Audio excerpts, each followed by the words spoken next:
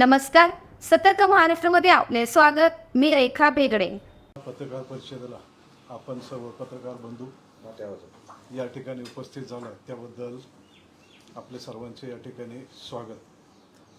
ही पत्रकार परिषद घेण्यामागचे प्रमुख कारण म्हणजे वडगाव शहरातील नगरपंचायतीच्या माजी उपनगराध्यक्षा सायलीताई म्हाळसकर यांच्या नेतृत्वाखाली राबवलेली जनसंवाद यात्रेच्या संदर्भात वडगाव शहराच्या राजकीय इतिहासात पहिल्यांदाच राबवण्यात आलेली व तब्बल 52 दिवस चाललेल्या यात्रेदरम्यान शहरातील एकूण 17 प्रभागांमध्ये घरोघर भेट देऊन 25,000 पेक्षा जास्त घरांचा सर्वे करून जवळपास 7,500हून अधिक कुटुंबाच्या नोंदी या ठिकाणी आम्ही घेतलेल्या आहेत.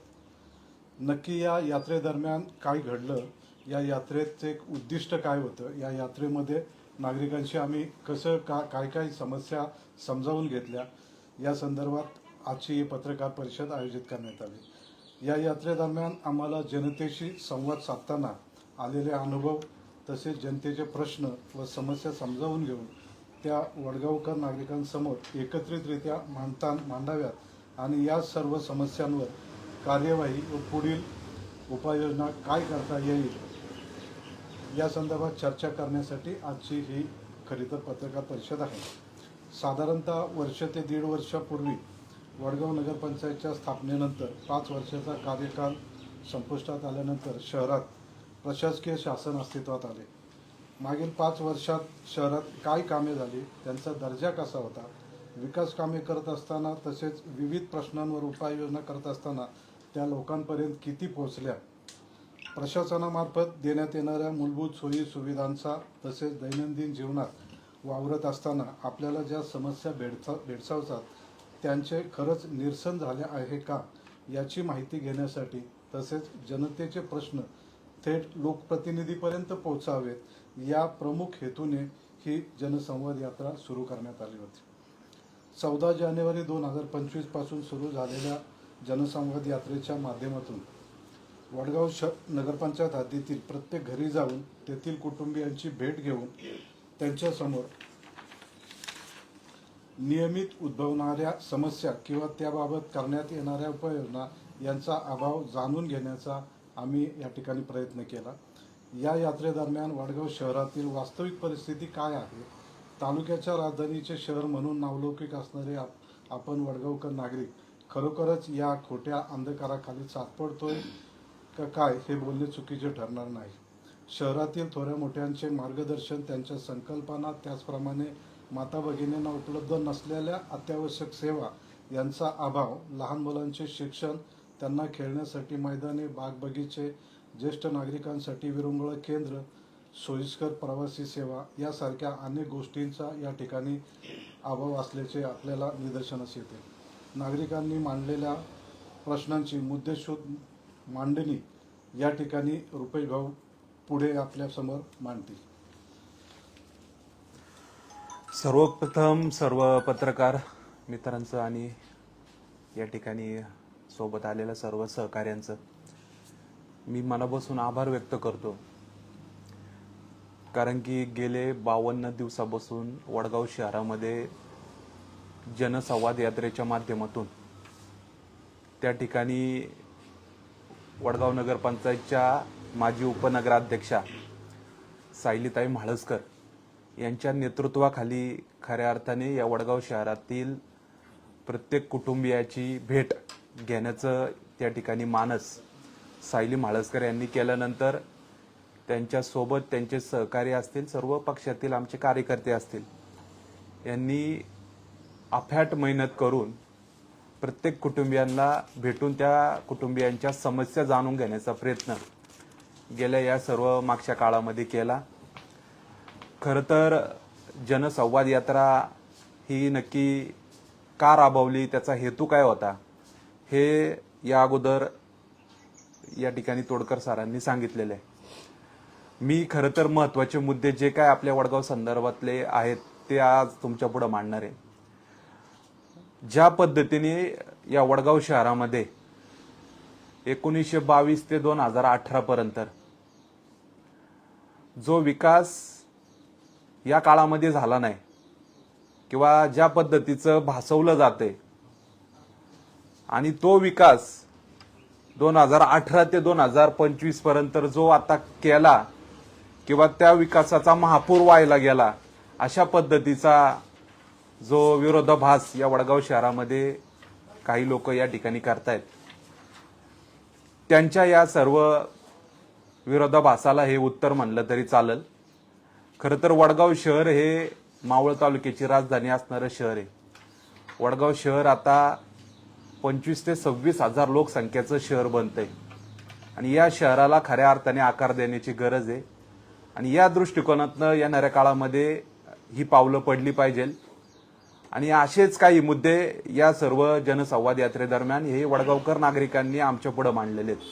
हे मुद्दे खरं तर सांगताना एक दुःखही वाटतंय की गेले कित्येक दशक हे वडगाव शहर हे राजकीय, सामाजिक, सांस्कृतिक या सर्व माध्यमातून हे कुठंतरी पुढे जात असताना हे वडगाव शहराला कुठंतरी चांगल्या पद्धतीची दिशा देण्याचं काम मला वाटतं मागील 5 वर्षाच्या काळामध्ये झालं पाहिजे होतं.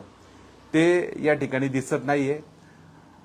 ज्या पद्धतीचं विकास कामं केल्याचं या ठिकाणी सांगितलं जातंय, पण त्या पद्धतीची विकास कामं खरीच झालेत का याची सत्यता या ठिकाणी पडताळणी करणं गरजेचं आहे. मला वाटतं या तालुक्याचे आमदार साहेब आदरणीय सुनील अण्णा शेळके हे या तालुक्यामध्ये टँकर मुक्त तालुका करण्याचा संकल्प करतायत आणि हाच संकल्प त्यांचे वडगाव शहरातले काही जवळचे सहकारी आहेत हे मला वाटतं मोडीत काढतायत. असं मला आत्ताच्या या सर्व पत्रकार परिषदेमधला पहिला मुद्दा आपल्या पुढे मांडायचा आहे. कारण की वडगाव शहर हे विकसित होत असताना प्रत्येक कुटुंबियांना या ठिकाणी मुबलक पाणी, स्वच्छ पाणी मिळलं पाहिजे या अनुषंगाने या ठिकाणी प्रत्येक कुटुंबियाचं या ठिकाणी मागणी आहे. आणि अशा परिस्थितीमध्ये या वडगाव शहरामध्ये पाणी टंचाई निर्माण होत असताना या वडगाव शहराचे जे कोण मागील काळातले लोकप्रतिनिधी होते ते आज या ठिकाणी वडगाव शहरामध्ये पाणी टंचाईचं या ठिकाणी कारण शोधून वडगाव शहरातल्या लोकांना भुरळ पाडण्याचं काम हे निवडणुकीच्या तोंडावरती करायचं काम करतायत. मला वाटते टँकर पुरवणं हा काय पाण्याला पर्याय नाहीये. या मागील काळामध्ये 5 वर्षाच्या काळामध्ये या सर्व पाण्याच्या समस्या सुटल्या गेल्या पाहिजे होत्या, मात्र त्या अद्यापही सुटत नाहीये. लोकांना त्या ठिकाणी पाण्यासाठी हातबल करायचं आणि त्यांच्यावरती उपकाराची भाषा म्हणून टँकर पुरवायचे हे मला वाटते या वडगाव शहरामध्ये चालू आहे, मोठ्या प्रमाणात चालू आहे. वडगाव शहरातील नागरिक हे पाण्या वाचून वणवण करतायत. आता आपण मागील 2 महिने पाहतोय मोठ्या या ठिकाणी पाणी टंचाईला सामोरं वडगाव शहरातील लोकांना जावं लागते. आणि अशा परिस्थितीत पाण्याचं राजकारण करण्यासाठी या ठिकाणी आपले दादा आणि आपलं प्रतिष्ठान हे मला वाटते पुढे सरसावतंय. आणि अशा लोकांना मला वाटते वडगाव शहरातल्या या गोष्टी, या बाबी समजणं गरजेचं आहे. टँकर लॉबी सुरू करण्यामागचं कारण आणि टँकर लॉबीला या ठिकाणी खतपाणी देण्याचं काम इथले स्थानिक काही लोक करतायत. टँकर लॉबी ही कोणाची आहे हे वडगावकर नागरिकांना चांगलं माहिती आहे. आणि खरं पाहायला गेलं तर प्रत्येक सोसायटीला आज विकतचं पाणी घ्यावं लागते आणि विकतचं पाणी साधारणतः प्रत्येक सोसायटीला जो बिल या ठिकाणी भरावा लागतोय महिन्याचा टँकरचा तो साधारणतः 20,000 रुपयाच्या आसपास प्रत्येक सोसायटीला बिल हा पाण्याचा भरावा लागतोय. मला वाटते वडगाव नगरपंचायतला 365 दिवसाचा पाण्याचा टॅक्स हे सर्वसामान्य नागरिक या ठिकाणी वेळेवरती भरतायत. आणि अशाच लोकांना पाणी या ठिकाणी कमी पडतंय आणि कमी पडत असताना अशा लोकांनी पुन्हा पाणी विकत घ्यायचं आणि नगरपंचायतचा टॅक्सही वेळेवर भरायचा. मला वाटतं ही जबाबदारी ही वडगाव नगरपंचायतची आहे. कुठलेही नैसर्गिक आपत्ती असेल किंवा तांत्रिक बिघाड असेल तो आल्यानंतर जेवढं ज्या ठिकाणी नगर परिषदा आहेत, नगरपंचायती आहेत त्या ठिकाणी नगरपंचायतीच पाणी पुरवठा करत असती आणि हे सगळीकडं नगर परिषदांचा नियम आहे. अशा पद्धतीमध्ये नगरपंचायतचं कार्य हे बाजूला ठेवून आपलं कार्य साध्य करण्यासाठी काही लोक या ठिकाणी निवडणुकीच्या तोंडावरती येऊन या गोष्टी करतायत. सगळ्यात महत्वाचं आज वडगाव शहराला स्वच्छ पाणी पुरवठा होत नाहीये. सगळ्यात महत्वाचा मुद्दा आहे. कारण की आज वडगाव शहर विकसित होत असताना प्रत्येक नागरिकाला घरामध्ये पाणी आलं पाहिजे, स्वच्छ आलं पाहिजे, हे वडगावकर नागरिकांची मागणी आहे. आज आम्ही प्रत्येक घराघरामध्ये गेल्यावरती लोक आम्हाला त्या ठिकाणी सगळे पाणी दाखवत होते की म्हणजे हे पाणी आम्हाला पिण्यायोग्य पण नाहीये. अशा पद्धतीचं पाणी घरात जातंय, लोक तेच पाणी पित आहेत. आज नद्यांची परिस्थिती काय आहे आपल्या? आज नद्या जर पाहिल्या तर ह्या नद्यांना सर्रासपणे अशा पद्धतीच्या या वडगाव हद्दीतल्या गटारी, ह्या सांडपाण्याच्या ह्या नद्यांना जाऊन मिळत आहेत. ह्याच्यामध्ये जे काय गृह प्रकल्प या वडगाव शहरामध्ये आजूबाजूला विकसित होत आहेत, अशा गृह प्रकल्पांचं पाणी हे सर्रासपणे या ठिकाणी वड्या नाल्यांमध्ये सोडलं जाते. ह्याच्यावरती अद्यापही नगरपंचायत कारवाई करत नाहीये. कुठलीही एसटीपी प्लांट हे वडगाव शहरातल्या गृह प्रकल्पांना त्या ठिकाणी बंधनकारक केलेले नाहीयेत. हे पाणी हे डायरेक्ट नद्यांना जाऊन मिसळतंय आणि हे पाणी आपल्या घरामध्ये येते. मी मागील काही काळात बोललो होतो की हे स्लो पॉइझन आहे, आज आपल्या शरीरात जाते. मला वाटतं आता पाऊस काळा आलाय, हे पाणी ज्यावेळेस या नद्यांना जाईल त्यावेळेस हेच पाणी आपल्या घरात येणार आहे आणि या पाण्यातनं वडगावकर नागरिकांचं आरोग्य हे 100% धोक्यात येणार आहे, एवढं मला सांगायचंय. त्यानंतर जो काय आपला आज वडगाव शहरामधला एकमेव 25,000 लोकसंख्येला पाणी पुरवठा करणारा जलशुद्धीकरण केंद्र, जो एकमेव आपल्या या वडगाव शहरामध्ये, आज त्याची अवस्था खूप दयनीय झालेली आहे. त्या ठिकाणी तो मोडकळीस आलेला आहे आणि हा अशा पद्धतीचा एकमेव आपला वडगाव हद्दीतला फिल्टर प्लांट, हे वडगावकर नागरिकांना माहिती नाही, पाणी कुठून येते माहिती नाही. या सगळ्या गोष्टी वडगावकर नागरिकांपर्यंत पोहोचल्या पाहिजेत आणि या पद्धतीची मागणी सगळे वडगावकर नागरिक करतायत. मला वाटते पाण्याचं राजकारण करणाऱ्यांनी गेले 5 वर्षामध्ये सत्तेत असताना तुम्ही नक्की काय पाणी प्रश्नावरती तुम्ही मार्ग लावला, हा सगळ्यात महत्वाचा विषय. म्हणजे तुम्ही तुमचा पहिला नाकर्तेपणा या ठिकाणी मान्य केला पाहिजे की माझ्या 5 वर्षाच्या काळामध्ये मी तुम्हाला पाणी देऊ शकलो नाही म्हणून मी आता टँकर देतोय, असं त्यांनी तो नाकर्तेपणा मला वाटतं पहिला सिद्ध करावा, मान्य करावा, मग टँकर लोकांना द्यावेत. टँकरचं राजकारण हे तुम्ही वेळेला करताय. अशा पद्धतीची ही सगळ्यात पहिला मुद्दा हा वडगाव शहरातल्या नागरिकांचा मी तुम्हाला या ठिकाणी घेतलाय. अपुरा पाणी पुरवठा व या ठिकाणी होतोय. बऱ्याच आता आमच्याकडे ज्या तक्रारी आल्या, सगळ्यात जास्त तक्रारी या पाणी पुरवठ्यातल्या आहेत. वडगाव शहरामध्ये सगळीकडे अपुरा पाणी पुरवठा होतोय. सर्रासपणे लोकांना नियमबाह्य नळ कनेक्शन दिले जातात, बिल्डरच्या घशात पाणी घातलं जात आहे आणि लोकांना त्या ठिकाणी पाण्या वाचून वंचित ठेवलं जाते. अशा पद्धतीची कारभार या वडगाव शहरामध्ये चाललेला आहे. आणि सगळ्यात महत्वाचा त्याच्यात एक विषय अजून दुसरा आहे. आता जे पाणी कातवी या ठिकाणावरून, सांगवी या ठिकाणावरून, जांभूळ या जाकवेलवरून पाणी उचललं जाते, त्या ठिकाणी वडगावचे प्रमुख असणारे ओढे नाले हे सगळे जाऊन मिळत आहेत. सर्व सांडपाणी त्याच्यात जाते, हे मी तुम्हाला आता फोटो दाखवलेले आहेत, तुम्हालाही माहिती आहे. दुसरा विषय असा आहे, वडगाव शहरामध्ये आजपर्यंत ज्या पद्धतीची निराधार जी लोक राहत आहेत, सरांनी मला वाटतं परवाच दिवशी बातमी केली होती ठाकर वस्तीतल्या लोकांची. सर गेल्या 7 पिढ्या बसून ती लोक राहत आहेत तिथं. 7 पिढ्या बसून त्यांचं मतदान हे वडगावकर नागरिक घेत आले, पण त्यांना आजपर्यंत त्यांना घरं स्वतःच्या हक्काची मिळाली नाही. जर योग्य वेळेस जर घरकुल योजना जर राबवल्या गेल्या असत्या तर निराधार जी काही कुटुंब या वडगावमध्ये वास्तव्याला आहेत त्यांना घरं मिळणं हे सोपी झाली असती. आजही मी सांगतोय तुम्हाला, वडगाव ग्रामपंचायतच्या काळामध्ये एकमेव अशी घरकुल योजना राबवली गेली होती. तिची अवस्था तुम्ही बघू शकता. 40 खोल्या त्या ठिकाणी बांधल्या गेल्या होत्या. आजही त्या ठिकाणी काही कुटुंब वास्तव्याला आहेत. म्हणजे पर्याय नाही म्हणून ती लोक तिथं राहत आहेत. अशा लोकांची परिस्थिती आज तिथं राहण्यासाठी आपण पाहतोय. घरकुल योजना एक चांगली वडगाव शहरामध्ये राबवणं गरजेचं आहे. त्याच्यामध्ये वडगाव शहरातल्या नागरिकांना एक चांगल्या पद्धतीची घरं मिळून जातील, निराधार लोक त्यांना हक्काची घरं मिळतील, अशा पद्धतीची एक मागणी वडगाव शहरातल्या नागरिकांकडनं झालेली त्या ठिकाणी दिसत आहेत. त्यानंतर आता जे आपण पाहतोय तिथं घरकुलं जी आहेत ती म्हणजे वडगाव नगरपंचायतच्या हद्दीत नाहीयेत. मुळात ही सगळी वनीकरण जागा आहे, रेल्वे हद्दीतली जागा आहे, त्या ठिकाणी ती लोक राहत आहेत. अशा कुटुंबियांसाठी वडगाव नगरपंचायतनी येणाऱ्या काळामध्ये जागा आरक्षित करून त्यांना त्या ठिकाणी घरकुलं देण्याचं काम मला वाटतं केलं पाहिजे. त्यानंतर तिसरा जो मुद्दा आता जो आपण घेतोय, महिला सुरक्षितता, हा सर्वात महत्वाचा मुद्दा आहे. गेल्या काही वर्षांपासून वडगाव शहर जसं झपाट्याने वाढत चालले तितक्याच झपाट्याने या ठिकाणी गुन्हेगारी घटना या वडगाव शहरामध्ये घडत चालल्यात. बऱ्याच घटना या मंगळसूत्र चोरीच्या असेल, चैन चोरीच्या असतील किंवा आठवडे बाजाराच्या दिवशी महिलांच्या पर्स मारण्याच्या संदर्भातल्या असतील, अशा विविध घटना या वडगाव शहरामध्ये वाढत चालल्यात. ह्याच्यावरती कंट्रोल असणं गरजेचं आहे. पोलीस प्रशासन हे खरंच जबाबदारीने काम करतंय, पण नगरपंचायत प्रशासनाने ज्या पद्धतीची पावलं या ठिकाणी उचलली गेली पाहिजे ती आता अद्यापही उचलली गेली जात नाहीये. सगळ्यात महत्वाचं, महिला सुरक्षिततेसाठी सर्व प्रभागांमध्ये वडगाव शहरातल्या सार्वजनिक ठिकाणी जिथं महिलांचा, लहान मुलांचा, वृद्ध लोकांचा वावर असतो अशा ठिकाणी सीसीटीव्ही कॅमेरे हे बसवण्याची त्या ठिकाणी मागणी मोठ्या प्रमाणामध्ये सर्व नागरिक करतायत. तर दुसरा जो सार्वजनिक जे आपले वडगाव शहरामध्ये सांस्कृतिक जे कार्यक्रम होत असतात अशा ठिकाणी महिलांचा वावर मोठ्या प्रमाणात असतो आणि अशा वेळेस तिथं पोलीस बंदोबस्त किंवा महिला सुरक्षता ही काहीतरी असावी या दृष्टिकोनातनं पोलीस प्रशासनाकडनं त्या ठिकाणी पावलं पडणं गरजेची आहेत.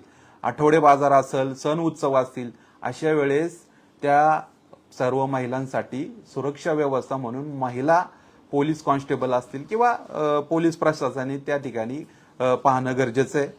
सांडपाणी व्यवस्थापन, आता जो मुद्दा आपण घेतोय सांडपाणी व्यवस्थापन, आता मी तुम्हाला जे मुद्दे दाखवलेत त्याच्यामध्ये जे सांडपाणी आज आपलं सर्रासपणे सोडलं जाते त्या पद्धतीने त्याच्यावरती येणाऱ्या काळामध्ये कठोर असं काम हे मला वाटते नगरपंचायतच्या माध्यमातून केले पाहिजे. आज ओढे नाले मोठ्या प्रमाणात वडगाव शहरातनं या डोंगराच्या बाजूनी वाहत आहेत खाली, ते आज ओढे नाले सगळीकडे उघडे आहेत आणि उघडे असल्यामुळे मोठ्या प्रमाणामध्ये तिथं राहडा रोडा टाकला जातो, मोठ्या प्रमाणामध्ये दुर्गंधी पसरत असते. अशा ठिकाणी नागरिकांना हा मोठा त्रास या वडगाव शहरातल्या होतोय. बंदिस्त गटर योजना ही या ठिकाणी वडगाव नगरपंचायतकडनं राबवली गेली, पण ती नक्की कुठल्या भागात राबवली, किती ती यशस्वी ठरली हे पाहणं गरजेचं आहे.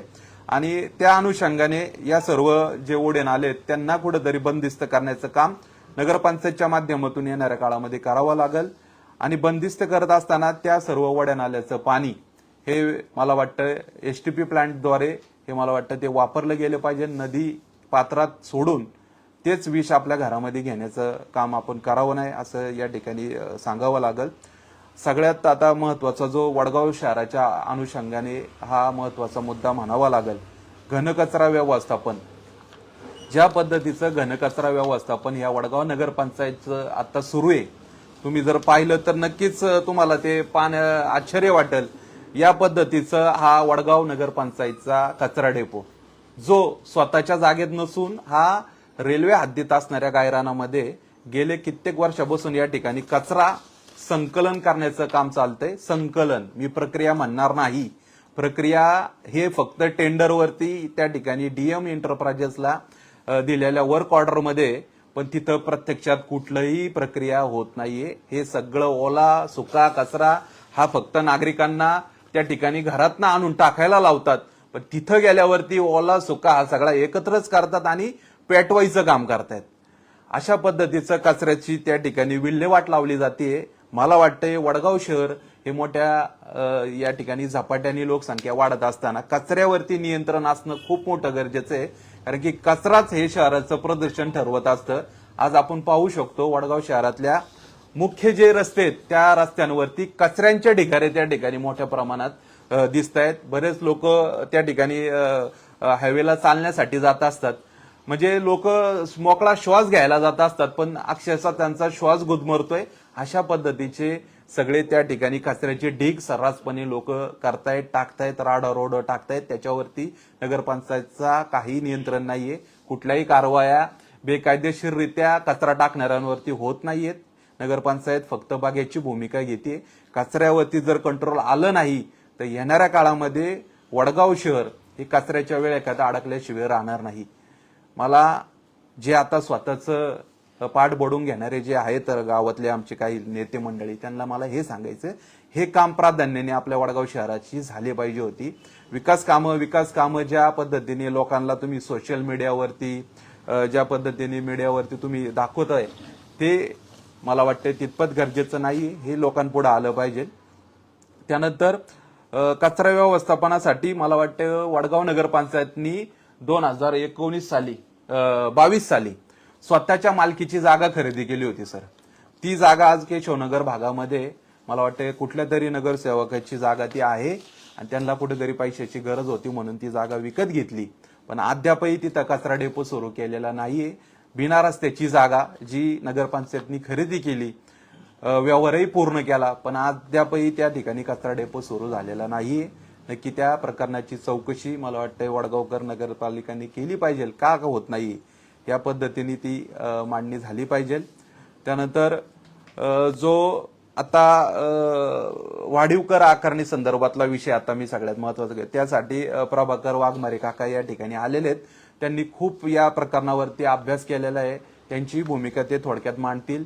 मला वाटते वडगावकर नागरिक हा वाढीव कर आकारणी संदर्भात खूप या ठिकाणी भुचकाळात पडलेला आहे. वडगावकर नागरिकांवरती पहिल्यांदा लादला गेलेला हा कर आकारणीचा जो विषय तो वडगावकर नागरिकांना अद्यापही कळालेला नाहीये. त्याच्यामधले महत्वाचे मुद्दे म्हणजे मालमत्ता कर, जो जे काय आपली मालमत्ता असेल त्याचं मूल्यांकन करून त्या ठिकाणी देण्याचा वडगाव नगरपंचायतने त्या दिला होता. अशा ज्या काय मालमत्ता होत्या त्याचं एक सर्वेक्षण करण्यात आलं होतं आणि ते सर्वेक्षण मला वाटतं स्थापत्य कंस्ट्रक्शन अमरावती यांनी त्या ठिकाणी केलं होतं. म्हणजे मुळात हे जे स्थापत्य कंस्ट्रक्शन जे आहे त्यांनी टेंडरच्या माध्यमातून ते त्या ठिकाणी त्यांना ते काम देण्यात आलं होतं. 1,56,88,000 ते कॉन्ट्रॅक्ट दिलं होतं. मुळात या स्थापत्य कंस्ट्रक्शननी ज्या पद्धतीने जो सर्वे केलाय हा पूर्णपणे चुकीचा केलेला आहे. लोकांची घरं मोजत असताना आजूबाजूची घरं मोजत असताना कुठल्याही नागरिकांना विश्वासात घेतलं नाही. परस्पर आले, टेप लावले, मोजले, लोकांचे गोठे मोजले, लोकांचे वैरणी साठवण्याची जागा मोजली, कलवड मोजले आणि अशांना हे नगरपंचायत टॅक्स आकारते, टॅक्स घेते. मला वाटतं हे नीतिमत्तेत बसत नाहीये नगरपंचायतच्या. आणि मोजमाप जे केले ह्याच्यामध्ये 771 ना काका 771 हरकती या सर्व वाढीव कर संदर्भात लोकांनी त्या ठिकाणी मांडल्या होत्या. पण त्याची सुनावणी झाल्यानंतर त्याचं पुढं काय झालं हे वडगावकर नागरिकांना काही त्याची कल्पना नाहीये आणि दुरुस्त्या काय झाल्या ते अद्यापही ते कोणी सांगितलेलं नाहीये. आणि सगळ्यात महत्वाचं या कर आकारणीमध्ये पारदर्शकता पाहिजे. नक्की तुम्ही टॅक्स घेताय तो कशासाठी घेताय, कुठला घेताय हे लोकांना कळलं पाहिजे. लोकांना अजूनही कळत नाही मी टॅक्स कसला भरतोय, मी काय माझ्या ह्याच्यावरती कसला टॅक्स लागलाय, माझं वाढीव कर आकारणी लागली हे अजूनही लोकांना समजत नाहीये. वडगाव नगरपंचायतच्या माध्यमातून या गोष्टी लोकांपुढे येणं गरजेचं आहे. त्यानंतर सगळ्यात महत्वाचा जो आता वाढीव कराला हे लावतायत, व्याजदर लावतायत, तोही व्याज मोठ्या प्रमाणात लावलं जाते. शास्ती कर म्हणजे ग्रामपंचायत काळात बांधली गेलेली घरं आहेत ती आता अधिकृत करून घेतली जातात किंवा अनधिकृत म्हणून त्याच्यावर शास्ती कर लावतायत. शास्ती कर मुळात लावतानाच जी काय बांधकामं पूर्वी झालेली आहेत ती अधिकृत करून घेतली पाहिजे होती आणि त्यानंतर हा शास्ती कराचा विषय हा राहिला नसता. अजूनही नगरपंचायतमध्ये पैशाची देवाणघेवाण करून अनधिकृत जी मालमत्ता आहे ती अधिकृत करण्याचं काम भाऊ त्या ठिकाणी चालू आहे मोठ्या प्रमाणामध्ये. मला त्या अधिकाऱ्यांना सांगायचंय जे काय तुम्ही कारभार करताय हे कारभार तुम्ही त्वरित थांबवा. सर्वसामान्य नागरिकांच्या ज्या काय वाढीव कर आकारणी संदर्भातले जे विषय आहेत ते प्रामाणिकपणे हाताळा.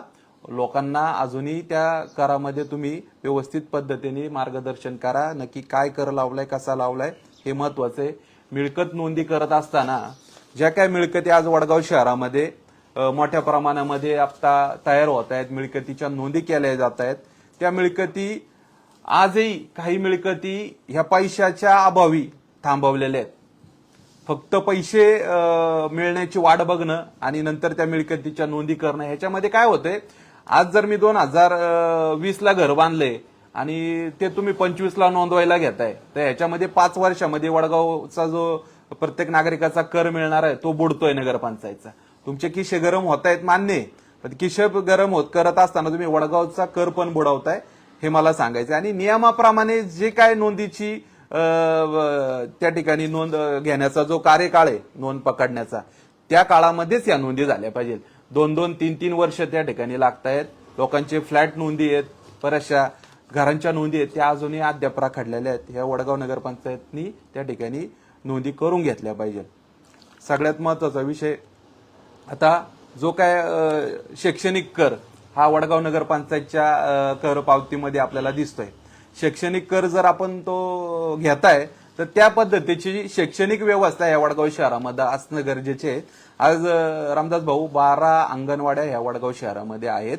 अंगणवाड्यांची जर परिस्थिती पाहिली तर अतिशय मोडकळीस आलेल्या अंगणवाड्या आहेत. मुलांना अक्षरशः तिथं त्या ठिकाणी बसता येत नाहीये. उन्हाच्या तडाख्यामध्ये ती मुलं त्या पत्र्याच्या शेडमध्ये जाऊन बसतायत आणि अशा परिस्थितीमध्ये त्यांना खाली बसायलाही चांगलं काय फरशी नाहीये किंवा त्या पद्धतीच्या त्या अंगणवाड्या तयार नाहीयेत. फक्त अंगणवाड्या या व्यवस्थितरित्या सुधारवल्या गेल्या पाहिजे. शैक्षणिक व्यवस्था ही वडगाव शहरामध्ये या ठिकाणी तयार झाली पाहिजे. तेव्हा तो शैक्षणिक कर तुम्ही जरूर घ्या. लोक वडगावकर नागरिक शैक्षणिक कर भरायला तयार आहेत, पण आज त्यांचीच मुलं त्या अंगणवाड्यामध्ये जात आहेत. त्यांनाच त्या ठिकाणी बसायची व्यवस्था नाही, स्वतःच्या जागा नाहीत अंगणवाड्यांना. आज एक साधं उदाहरण देतो. भिलारे वस्तीमध्ये एक अंगणवाडी त्या ठिकाणी कार्यक्षेत्रात एक अंगणवाडी दिली गेलेली आहे, पण जागा अभावी आज ती भरती कुठे? माळीनगरला. एका शेजारी 1-2 अंगणवाड्या त्या ठिकाणी बसवल्या जात आहेत.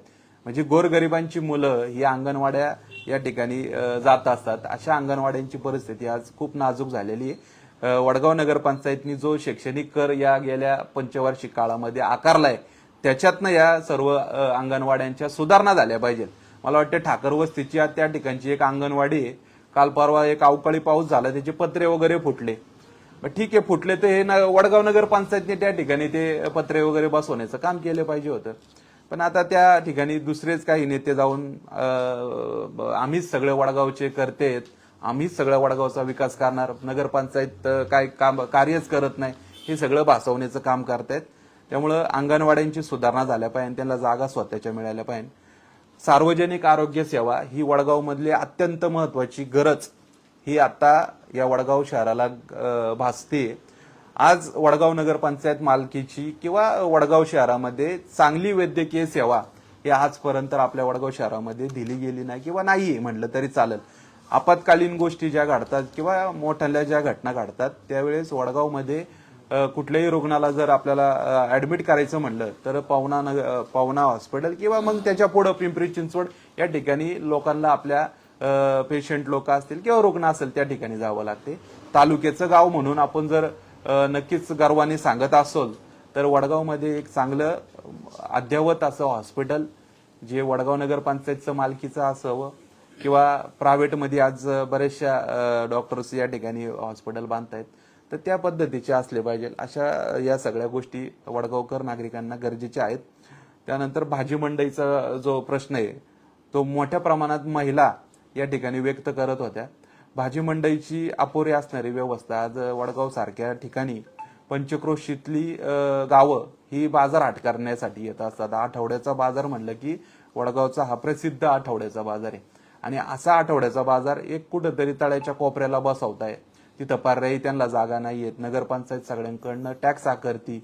मात्र या सर्व आठवड्या बाजारामधली जी नागरिक येत आहेत त्यांना व्यवस्थित त्या ठिकाणी खरेदी करता यावी, एखादी चांगली भाजी चांगली खात्रीशीर घेता यावी, अशा पद्धतीची भाजी मंडईची व्यवस्था त्या ठिकाणी गरजेची आहे. पाहिलं गेलं तर मोठ्या प्रमाणामध्ये स्थानिक शेतकरी त्या ठिकाणी येत असतात आपली शेतमाल घेऊन, पण आज त्या स्थानिक शेतकऱ्यांवरती अन्याय होतोय असं दिसतंय.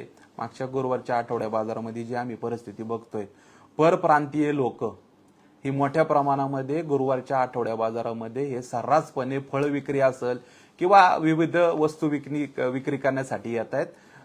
अशा पद्धतीची लोक ही वडगाव परिसरामध्ये ग्रामदेवत पोटो महाराजांच्या आवारात त्या ठिकाणी बसतायत. अंगवस्त्र असेल किंवा इतर काय असतील ते त्या ठिकाणी विकतायत. म्हणजे याच्यामध्ये ग्रामदेवत पोटो महाराजांचंही पावित्र्य त्या ठिकाणी धोक्यात जाते. आपण तालुक्याचं श्रद्धास्थान म्हणून पोटो महाराजांकडे पाहत आहोत. अशा परिस्थितीमध्ये हे परप्रांतीय लोक ही मोठ्या प्रमाणामध्ये वडगावच्या आठवड्या बाजारामध्ये दिसतायत. त्यांच्यावरती नगरपंचायतचं कुठलंही नियंत्रण नाहीये.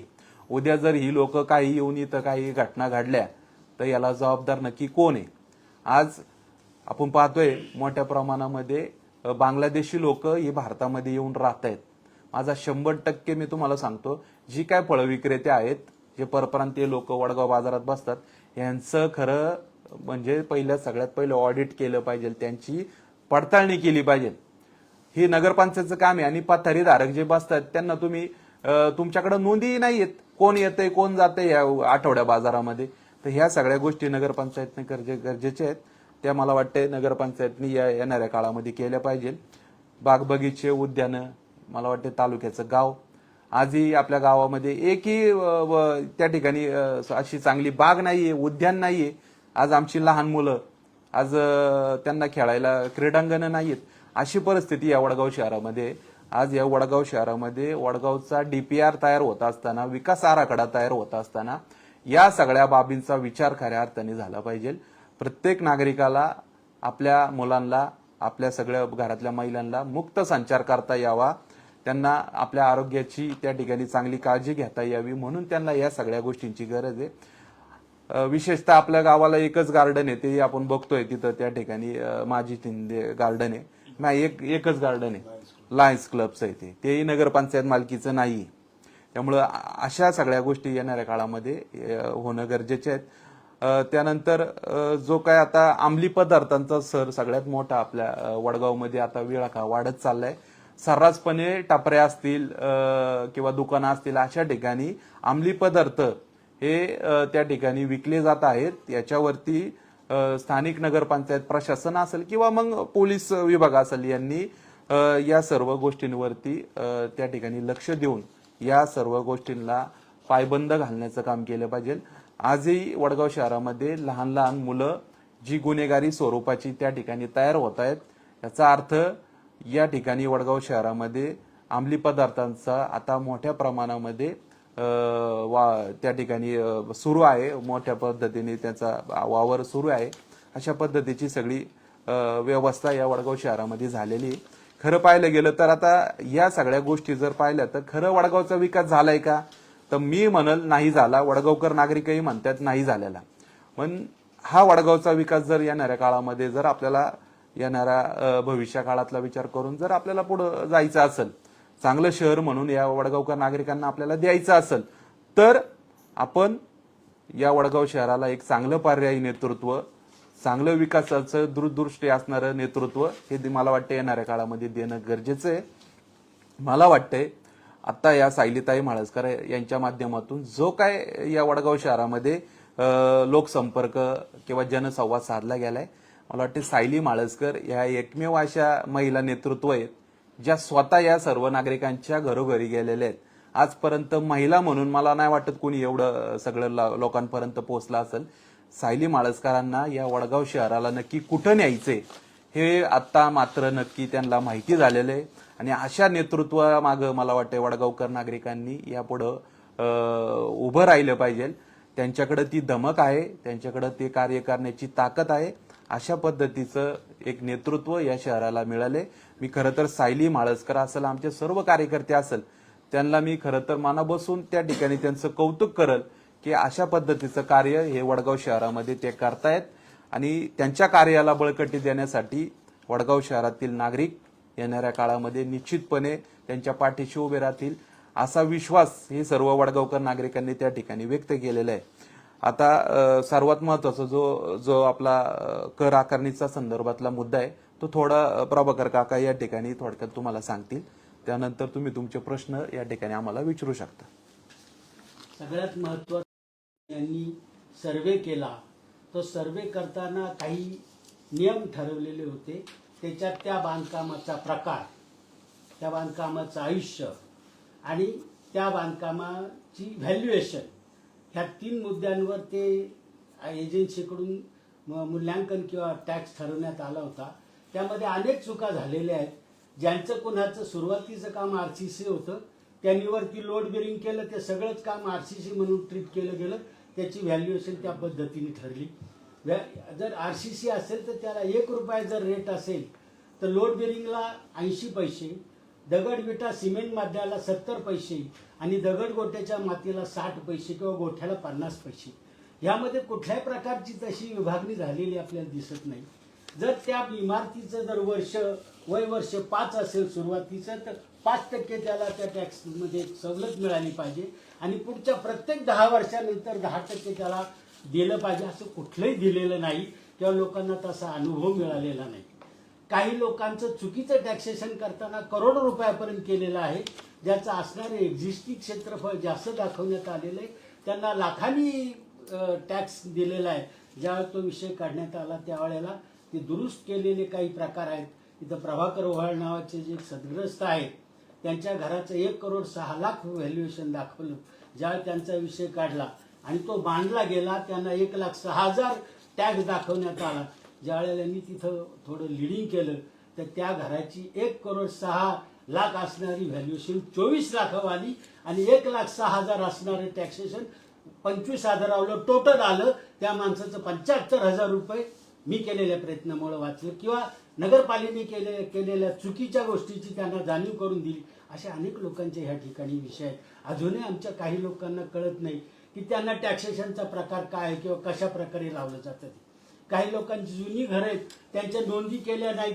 त्यांना मी एक उदाहरण दिलं होतं वडगावमधलं, की एका ठिकाणी एक ग्रस्त आहे, त्यांचं नाव नाही सांगत, एक जॉईंट काम आहे, त्याच्यामध्ये मधली भिंत कॉमन आहे, काम सगळ्यांना एकच पद्धतीचं आहे, दोन्ही कामं पूर्ण झालेली आहेत. एकाचं मात्र अधिकृत म्हणून रजिस्ट्रेशन झालेलं आहे, दुसऱ्याला मात्र अनधिकृत ठरवून शास्ती लावलेलं आहे. असे प्रकार यांनी सांगितल्याप्रमाणे पैसे घेऊन झालेले.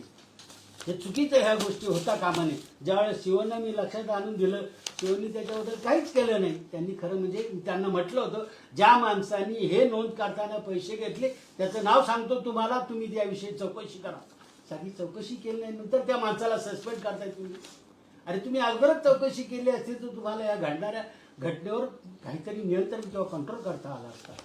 वडगावकर आपल्या परिसरातील ताज्या घडामोडी पाहण्यासाठी सतर्क महाराष्ट्र या चॅनलला लाईक, शेअर आणि सबस्क्राईब करायला विसरू नका. संपूर्ण महाराष्ट्रात प्रतिनिधी नेमणूक चालू आहे. आमच्या चॅनलचे अधिकृत प्रतिनिधी होण्यासाठी दिलेल्या नंबरवर संपर्क करा. धन्यवाद.